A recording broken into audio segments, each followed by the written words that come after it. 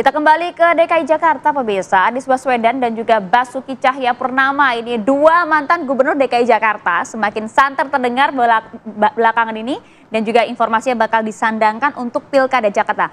Wacananya begitu, ya kan? Meski keduanya memang sempat berseteru di masa lalu, duet Anies Ahok diprediksi akan menjadi pasangan tangguh menghadapi pasangan pilihan Partai Naungan Kim.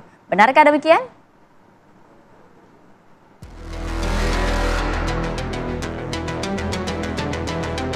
Wacana menyandingkan dua mantan gubernur DKI Jakarta, Anies Baswedan dan Basuki Cahayapurnama di Pilkada Jakarta semakin santer terdengar.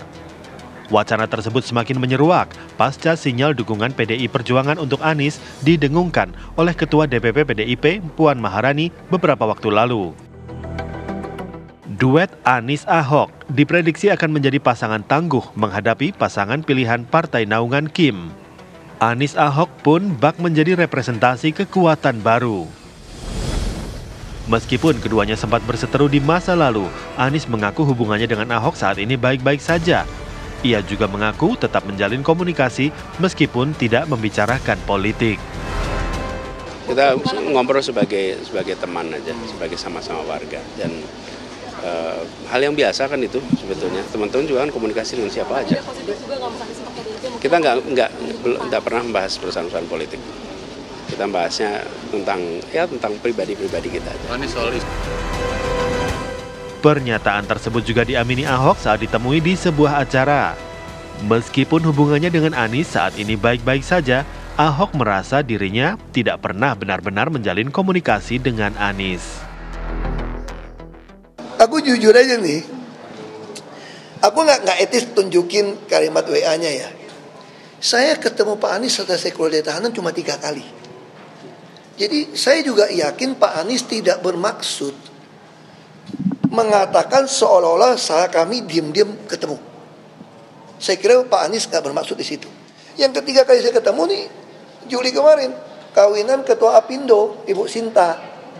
Pas saya pulang sama Dubes Maroko, ketemu Pak Anies, foto-foto, terus Pak Anies bilang, ayo kita foto. Terus Pak Anies tanya, nomor teleponnya yang mana nih? Ya, terus saya kasih nomor ke Pak Anies, dia catat. Lalu waktu saya pulang saya terima WA, tes Anies.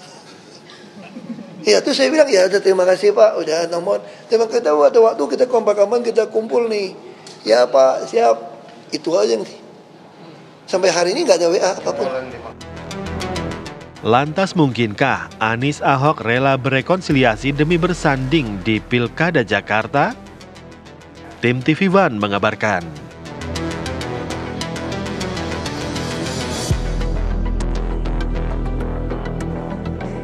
Jadi gimana, Vi? Yang satu nih bantah nih, ya kan? Yang satu katanya komunikasi intens, tapi memang kalau di dalam aspek PDKT atau pendekatan itu emang model kayak gini tuh biasa terjadi gitu.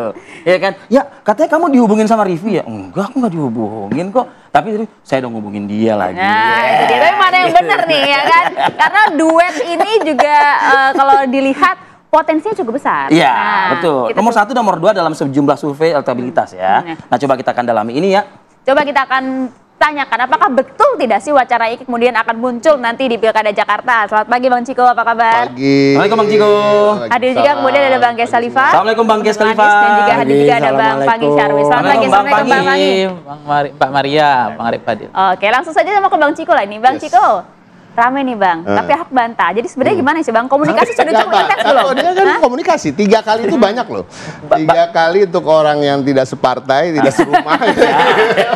Wah, jadi lampu hijau lagi nih kalau kayak gini nih. Sering saya rasa, cukup sering. Tambah tegas ya. Tambah tegas ya. Jangan-jangan kan ketemu di WC juga enter ketemu di WC ya. Kan gitu. Kita kan nggak tahu ya, tapi pada prinsipnya gini, semua wacana ini semua masih mungkin ya, semuanya masih cair, walaupun memang orang akan berpikir, nih kok masih cair udah mau tanggal 28 Agustus. Betul, sebentar lagi. Tapi kembali lagi memang kita ketahui bahwa bahkan kalau ada pun partai yang udah mencalonkan seseorang secara definitif kemudian tidak mendaftarkan ke KPU juga sering terjadi kan gitu ya.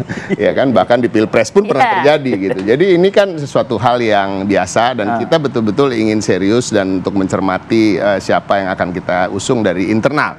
Jadi rumus matinya satu dulu nih, bahwa akan ada kader dari internal yang kita usung, baik itu sebagai cagup atau sebagai sebagai cawagup. Nah kan itu. Kalau sebagai cawagup kan artinya ada kemungkinan kerjasama dengan Anies Baswedan dan partai yang sudah mengusung yang bersangkutan. Tapi kalau sebagai cagup artinya kan kita juga harus bekerja sama secara politik dengan partai-partai lain. Nah ini semua kita buka. Jalur komunikasi tetap terbuka. Tentu Ahok ini kita cukup prioritaskan karena secara elektabilitas juga sangat baik, jelas, kan modalnya jelas. Dan kalau kita lihat bagi warga Jakarta ini kan penting ya, karena kan Jakarta ini aspirasinya begitu beragam, masyarakatnya heterogen, problemnya juga banyak banget, ya kan, tantangan kedepannya apalagi karena akan berubah menjadi DKJ, daerah khusus Jakarta. Nah yang kita mau hindari kan jangan sampai ada gerakan-gerakan yang menginginkan adanya kota kosong, melawan kota kosong. Apalagi yang melawan kota kosong bukan yang surveinya ada di nomor 1 atau nomor 2, kan kasihan warga Jakarta dong. Iya kan, mereka sebenarnya berharap pemimpinnya adalah sosok-sosok lain gitu, tetapi kok dikasih pilihannya cuma sosok yang ternyata bukan pilihan mereka. Untuk membuyarkan kemungkinan hal tersebut, ya Ahok bisa dong punya potensi maju gitu sebagai cagup dengan membina komunikasi dengan partai-partai yang lain dong. Betul, bisa juga, bisa begitu. Bisa juga Pak Ahok, bisa juga kader-kader lain yang mumpuni dan kompeten, dan itu nggak sedikit di PDI Perjuangan. Selain Ahok siapa sih Bang? Ada nama Bang Rano Karno, ada nama Prasetyo Edi Marsudi yang ketua DPRD, ada nama Ibu Risma, ada nama Charles Honoris, ada nama Pak Andika Perkasa, walaupun Andika kayaknya balihonya udah mulai terpasang di Jawa Tengah. Ya kan? Jadi mungkin itu nggak ya, tapi kemarin juga ada yang menyebut-nyebut nama Mas Pramono Anung gitu. Jadi semua yang saya sebut namanya tadi kan mempunyai rekam jejak yang jelas di jabatan-jabatannya mereka. Loh ini kan kita bicara internal. Oh internal, oke. Nah dengan Aniesnya memang tokoh dari eksternal yang paling sering disebut ya hanya nama Pak Anies, jujur aja. Karena kenapa sih kita secara objektif aja, kalau memang kita lihat untuk kepentingan warga Jakarta, tentunya kita harus lihat tingkat kepuasan publik ketika sosok-sosok yang pernah menjabat sebagai gubernur memimpin di situ. Tapi Ahok mengatakan beda prinsip itu agak sulit katanya. Ya, memang banyak hal yang juga harus jadi pertimbangan. Makanya kan ini kita sampai sekarang bermenit-menit barusan gue ngomong nih nggak firm nih ya kan. Karena memang harus ada sesuatu, ada hal-hal yang mesti dipertemukan. Satu ya kan, tentunya kita akan mendengarkan aspirasi dari arus bawah. Arus bawah ini kan masyarakat pendukung PDI Perjuangan, akar rumput, PAC ya kan, DPC, anak ranting dan lain-lain. Nah ini kita harus mendengar dulu apakah sisa-sisa dari luka yang terjadi di 2017 itu masih terasa apa enggak, ya kan? Atau kita mau move on, atau memang kita melihat adversary atau kompetitor kita di kala itu juga akan move on dari politisasi agama, dari hal-hal yang sifatnya primordialisme dan lain-lain. Kalau ini identitas dan lain-lain pasti akan bisa ketemu. Karena kenapa? Karena permasalahan Jakarta begitu kompleks, nggak ada salahnya untuk kita membina persatuan dengan berbagai pihak. Gitu. Oke, masih mengarah ke sana tapi sebagian besar begitu. Bang Ges, rekonsiliasi nih Bang. Dengan? PDIP. Nggak pernah musuh. Tidak pernah ada masalah ya. Jadi, Bang Ges bilang sekarang nggak pernah ada masalah loh. Menarik nih Bang Ges ada masalah dan Bang Ges nggak pernah ada masalah ya, bener ya? Ya kalau secara hubungan apa segala macam. Pak Anies itu dengan Bu Mega sangat baik sekali ya. Latar belakangnya, jadi kalau disebut rekonsiliasi, apa yang direkonsiliasi? Tapi kalau kita dengar tadi penjelasan dari Bang Ciko, kayaknya prinsipnya ini sangat sulit ya kayaknya kalau misalnya mau. Ahok kan juga menyatakan seperti itu. Iya. Ya itu kan rekonsiliasi dengan siapa? Kalau dengan PDIP nggak ada masalah, jadi nggak bisa disebut rekonsiliasi. Ya bisa jadi, karena kan dua-duanya pernah berkontestasi. Ya. Dan menurut saya problem terbesar sekarang ini kita bicara itu bukan apakah Anies dengan Ahok ya. Karena Anies dengan Ahok itu kan ada aturan yang tidak bisa disandingkan. Karena Ahok pernah menjadi gubernur, tidak bisa menjadi wakil gubernur di daerah yang sama. Secara aturan begitu. Jadi yang bisa adalah berkontestasi. Dan itu menurut saya baik-baik aja karena warga akan memilih siapa yang terbaik di antara para calon-calon gubernur yang pernah memimpin Jakarta. Beda halnya kalau dengan sosoknya Kaisang. Maka aturan yang akan mengikuti dia. Kalau Ahok ini dibatasi oleh aturan. Saja, ya kan kondisinya kan sudah fakta kan. Baik Mahkamah Konstitusi maupun Mahkamah Agung kan Semangatnya begitu. sama sebetulnya ya antara Bang Ges dengan Bang Ciko ya kayaknya. Semangatnya sama. Semangatnya sama, yang kita semangatnya Cuman kok ketika Ahok ditanya wartawan kok jawabannya kayak sinis gitu loh kayaknya gitu. Ya itu problemnya Ahok lah, kita nggak bisa bicarakan tentang itu. Buat saya yang problem sekarang itu adalah apakah iya Anies bisa maju. Walaupun sudah digadang-gadang sama ini PKS sudah deklarasi, Nasdem sudah deklarasi walaupun di gedungnya kemarin ya, juga termasuk PKB. Tapi apakah iya? Emang ada yang mengganggu Bang Ges? Ada operasi jahat. Apa itu buktinya Bang? Ya untuk menggagalkan Anies mencalonkan mendapatkan tiket. Tapi kan sebetulnya mudah lah, cuman butuh 4 kursi kok buat Anies maju gitu. Iya, buat kita mudah. Tapi buat para pemimpin partai yang kita harapkan keteguhannya, ini tidak mudah ke depannya. Oke. Karena kalau bahasanya pengamat itu operasi senyap. Oh, senyap. Nah, kalau bahasa saya itu operasi jahat. Kenapa operasi jahat? Karena dengan demikian kita sebagai warga tidak punya hak untuk mendapatkan calon-calon terbaik yang kita inginkan. Jadi ada kemungkinan nanti bisa dijelaskan sama pengamat kita satu ini apa yang terjadi saat ini gitu. Oke, artinya berarti bisa disimpulkan hingga saat ini masih belum pasti nih Anies akan maju atau tidak di Pilkada Jakarta. Semua kandidat masih dalam kondisi kayak gitu. Walaupun semangat warga untuk mencalonkan Anies itu tinggi. Dan itu otentik ya di kelurahan-kelurahan, di RW-RW meminta Anies maju kembali. Kenapa? Karena ada masalah KJP Plus yang bermasalah, ada masalah KJMU, ada masalah Kampung Bayam, ada banyak hal gitu loh. Ada Jaklingko yang tidak diteruskan penambahan jalurnya, ada macam-macam hal. Itu aspirasi yang diserap ya. Betul demikian Bang Pangi. Usai jeda pra berikut ya, kita jeda dulu, kami akan kembali saat lagi tetap bersama kami di Apa Kabar Indonesia Pagi. Tahan dulu Bang. Saya nggak tahu. Saya kira Mas Ganjar udah menjawab ya. Secara prinsip Partai PDI Perjuangan itu kayak saya gitu kan, kalau mau bisnis mesti ada pakai nurani. Kalau mau berpolitik ada prinsip. Nah saya kira secara prinsip sulit PDI Perjuangan untuk mendukung seorang Pak Anies. Secara prinsip ya. Alasannya? Nah saya nggak tahu. Itu Anda mesti lihat. Kita lihat aja dulu. Kalau tiba-tiba dukung, gue nggak tahu juga kan. Dalam politik kan.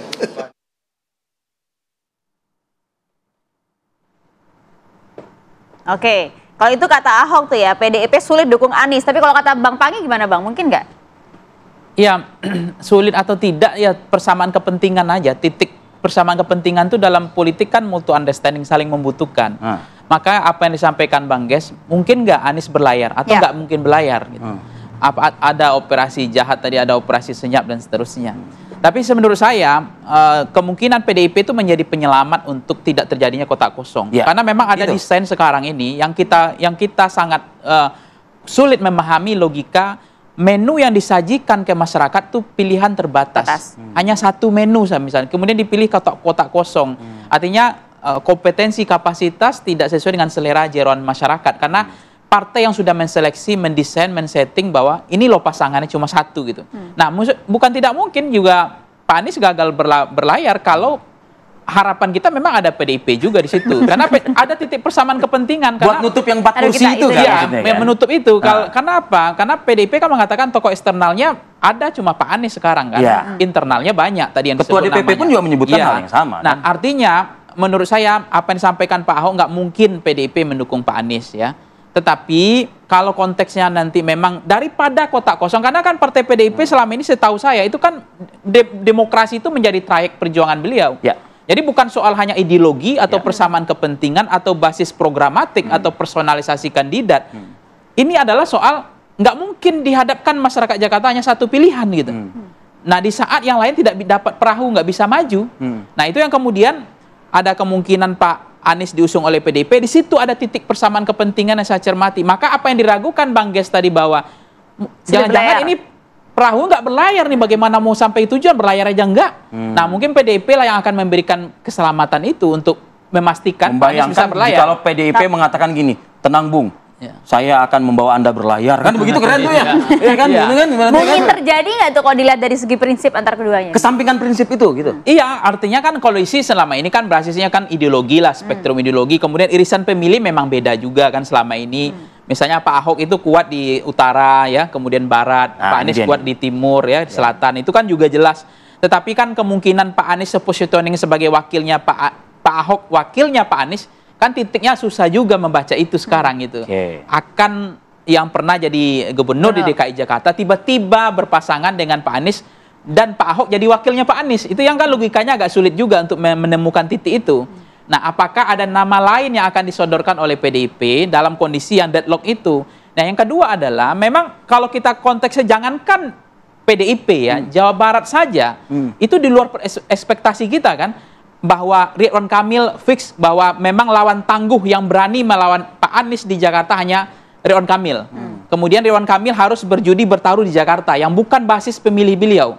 Tetapi karena ini perintah partai, bisa saja ketika memang Deddy Mulyadi fix sudah didukung oleh Jawa Barat, Golkar Jawa Barat, kemungkinan ya memang Yusuf Hamka tadi yang Jakarta yang mau digeser nggak jadi. Akhirnya ditaruhlah kemudian Ridwan Kamil untuk berkontestasi meskipun dengan belum putus kata partai kemarin tuh kita tanya tuh. Ya, tapi ini menarik.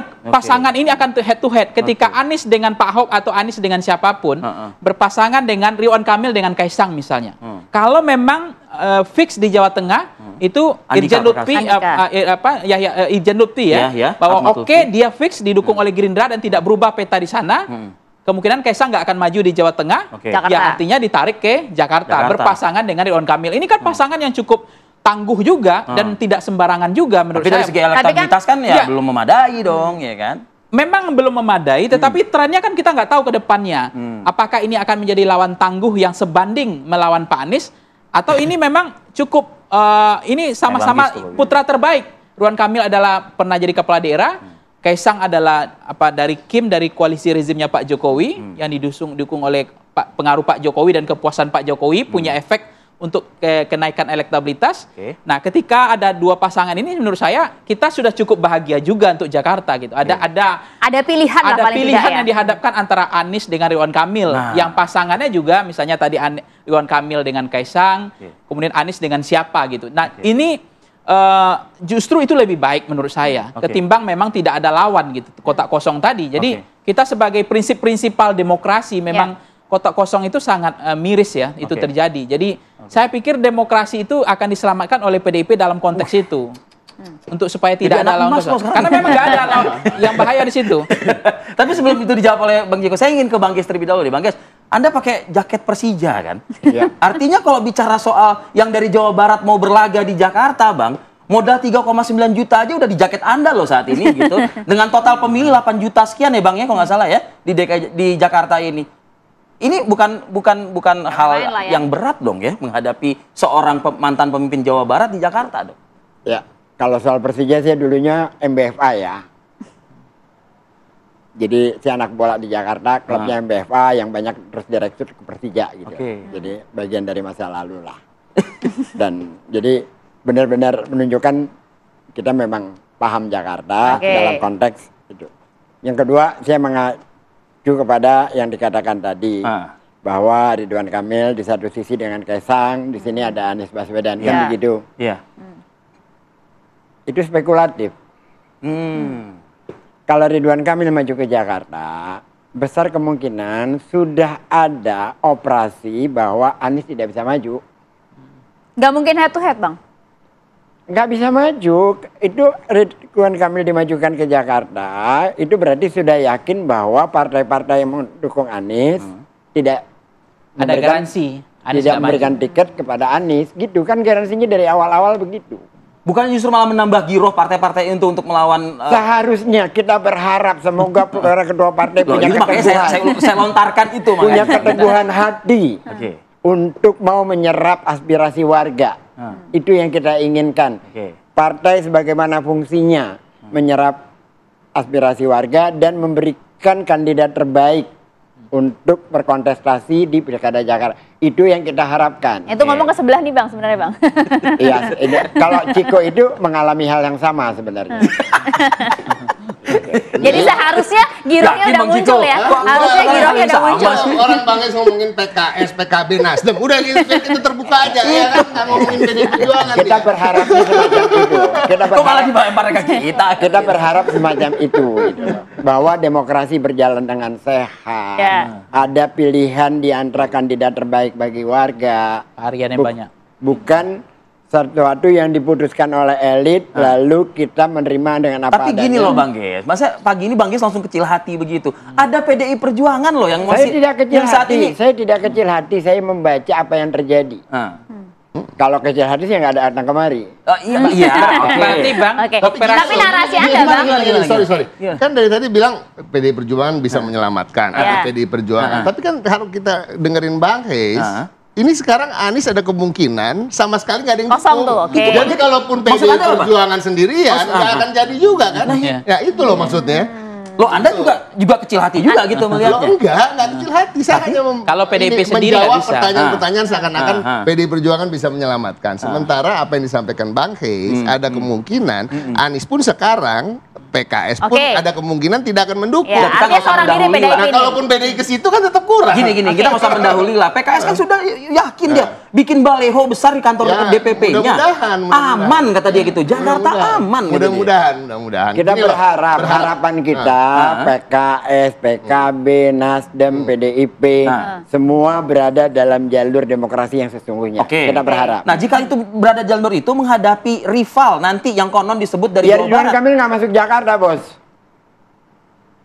Udah paten berarti gitu, Bang. operasi senyap itu sudah berjalan karena Ridwan Kamil udah pasti out di Jakarta. Berarti Anies nggak maju. Ini Itu menurut nggak akan kesimpulannya berani, apalagi Bang hasil Ges. surveinya cuma 10%. Kan tadi Oke. kan saya bilang. Kita pakai ini logika kok aja. Bukankah kalau bisa-bisanya Oke. ada satu orang yang hasil surveinya sedikit itu nanti akan kalau dia berani maju artinya ada upaya-upaya untuk melawan kota kosong atau melawan calon boneka Oke. ya kan dari independen dan Oke. itu yang tadi saya. Tapi bukannya, Ini bisa- bukannya bisa- sejarah Jakarta ini agak beda, Ya, agak lain di Jakarta ini. Mereka yang surveinya juga tidak terlalu tinggi dan lain sebagainya, berpotensi. Potensi kok Justru menang, malah, ha? Bang Pangi? Ya memang Ridwan Kamil kan berjudi bertaruh di Jakarta. Nggak mudah, ini kan bukan wilayah ya. Demografi beliau belum paham juga kan. Nah memang Jawa Barat kan. Tapi kenapa berani di Jakarta? Apakah betul memang kadang nggak ada lawannya? Karena ketika Anies di skip. Oke. Jadi ketika Anies nggak ada, Ridwan Kamil sangat percaya diri, level confidence-nya tinggi. Atau sebaliknya, bagi Ridwan Kamil, mau ada Anies, mau nggak ada Anies, udah tabrak gitu, maju. Jadi nggak ada masalah juga. Jadi ada kemungkinan iya, bisa enggak loh Bang Ges. Potensi yang kedua mungkin terjadi. Ya kalau misalnya memang Ridwan Kamil dapat pasangan yang cocok, kemudian partainya juga cukup kuat, itu akan menjadi kan membuat ketidaksetaraan, Ya. inequality kan. Ya. Jadi ini akan setara juga pada akhirnya. Nah artinya kan juga ada banyak mengatakan Pak Anies belum posisi aman. Walau memang persis posisi hari ini elektabilitas Pak Anies kan lebih baik dibanding yang lain.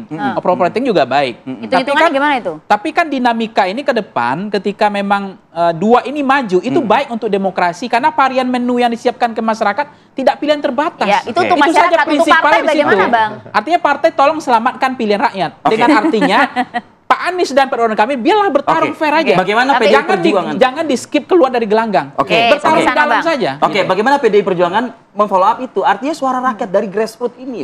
Benar suara dari grassroots. Tadi kan saya sampaikan kalau kita berkaca dari hasil survei yang ada ya dari berbagai lembaga ya dari Bank Kompas bahkan lembaga-lembaga lain itu kan selalu antara Anies, Ahok di nomor 1 dan nomor 2. Ya. Baru nomor 3-nya Ridwan Kamil dan terpautnya cukup jauh gitu. Jadi artinya tadi memang harapan kita kan maunya kalau itu baiknya Anies dan Ahok maju bahkan berkontestasi satu Ya. sama lain dan Ya. ini nggak ada masalah tadi Ya. bahwa tarung gagasan dan betul-betul saya bisa melihat bahwa ada gagasan-gagasan berbeda yang sama-sama baik dan dirasakan oleh warga loh. Ya selama mereka memimpin buktinya apa tingkat kepuasan publiknya Ahok Ya. memimpin tinggi, Anies memimpin cukup Ya. tinggi. Jadi artinya ini betul-betul akan menjadi pertarungan gagasan yang jelas. Oke. Kalau kita bicara soal Pak Ridwan Kamil misalnya, dia kan membangun di Jawa Barat selama ini walaupun dianggap sukses, tapi kan daerah yang cukup berbeda ya gitu ya.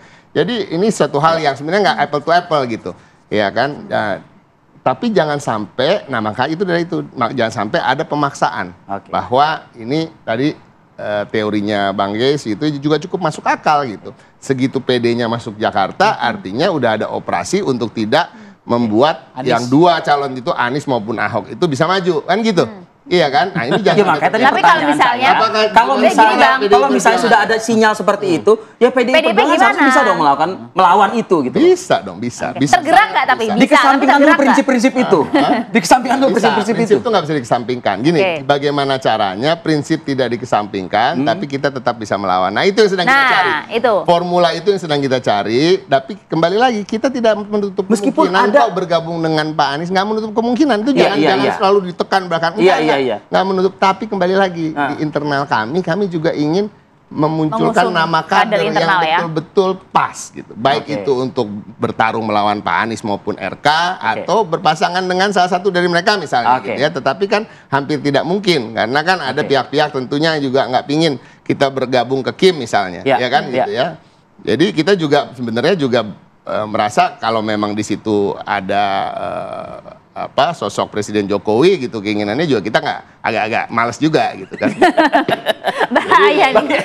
Terakhir nih Bang Yes, sejauh mana mungkin tugas komunikasi yang harus dibangun oleh Anies Baswedan terhadap partai-partai, sebutlah Nasdem, PKB, PKS begitu. Ya, agar selamat dulu nih berlayar nanti ke Kalau KPU. soal komunikasi, Anies sudah melangsungkan komunikasi terus-menerus ya. Termasuk kepada siapapun semua. Bahkan dia katakan dia bersedia berkomunikasi dengan semua elit-elit meskipun bukan klaim komunikasi ya, sebagaimana yang sudah dibantah sama Ahok kan gitu. Ya kan itu dibantah tapi dikatakan bertemu 3 kali. Jadi gini, beda narasi. Kalau Anies kan ingin narasi yang cair, yang damai, yang tidak ini. Kalau Ahok emang kan kadang-kadang suka tidak mampu mengontrol. Katanya nggak ada apa-apa, Bang. Kalimatnya sendiri kan. Jadi itulah, kita nggak terlalu penting lah hal-hal yang kayak gitu. Yang penting adalah bahwa sekarang tinggal bagaimana keteguhan hati para pemimpin partai. Itu. Apakah ingin menyelamatkan demokrasi atau terserap oleh operasi jahat ini? Nah, sedikit operasi jahat ya. Itu kan apakah memungkinkan nggak bahwa Ridwan Kamil dengan Kaisang itu akan berhadapan head to head dengan Anies Ahok gitu. Kalau itu memungkinkan itu seru juga. Nah itu. Tapi Anda melihat tidak ada awal itu sudah kita bunyiin itu tadi Bang Pangi. Ya, Anies Ahok ini persoalannya kan ada yang kemudian mengatakan ini justru mendowngrade Pak Aniesnya. Atau segmen pemilihnya sudah memang dulu blok ideologi sudah beda. Tapi ada juga mengatakan nggak begitu. Bahwa ini justru positif karena basis segmen pemilihnya beda. Jadi tinggal merangkul, tinggal diulang lagi aja di rematch pilkada di DKI 2019 dengan konsep duet tadi itu kan. Ya, itu bisa terjadi lagi. Nah, itu kalau terjadi itu demokrasi kita selamat sebenarnya. Oke. Seberapa mungkin tapi Bang duet itu? Terakhir. Ya itu tergantung konsistensi dari pujangga demokrasi kita, ketua umum partai, sekjen partai, DPP partai itu kan tangan Tuhan sekarang. Dia yang akan memberikan menu sajian yang terbaik kepada masyarakat. Kita kan hanya deliberatif, memilih seleksi yang menu yang disediakan. Kayak kita di rumah makan yang ada itu yang kita pilih. Gak mungkin kita minta yang di luar yang ada menunya gitu. Nah menu itulah yang hari ini penuh kehati-hatian. Dan kita tunggu, karena biasanya mendekati waktu pendaftaran ini semua bisa terjadi, Arif Fadil. Kita akan lihat nanti menu-menu apa yang disajikan. Terima kasih Bang Pangi, Bang Ges, terima kasih. Bang Ges, terima kasih. Terima kasih banyak. Terima kasih. Kami kembali saat lagi pemirsa, tetap bersama kami.